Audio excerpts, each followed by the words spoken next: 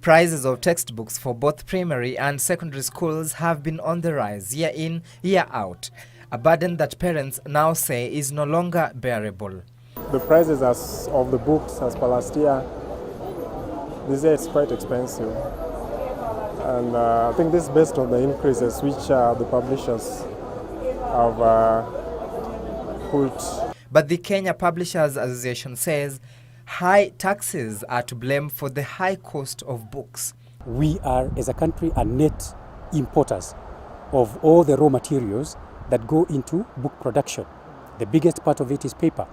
Then we have the inks, we have the glues, we have the films, we have the plates.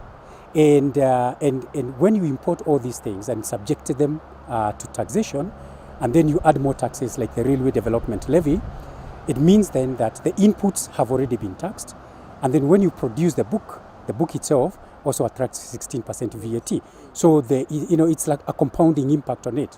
David Waweru, who chairs the association, says publishers have decided to bear much of the taxes imposed for the common good of a Kenyan child. Compounding effect of the raise of books by the VAT Bill Act is more than, we estimate, is about 24 going to 25%. And we think that is unacceptable. A number of international conventions of which Kenya is a signatory to bar member states from imposing taxes on textbooks, but Kenyan authorities have allegedly overlooked this, imposing 16% VAT on books, making it the second in the continent after South Africa to impose taxes on books. First one is the Florence Agreement, and the second one is the Bern Convention. And these international conventions clearly stipulate that you cannot put tax on books, because that is like taxing knowledge, you see.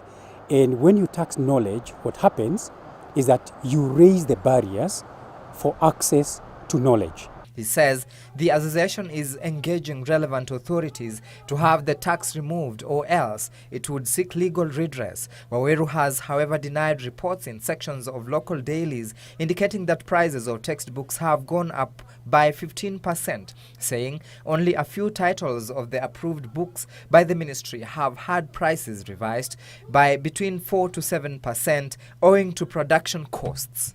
Last time when I did my shopping, I did the book shopping before Christmas, and the prices were good compared to now. That information is false.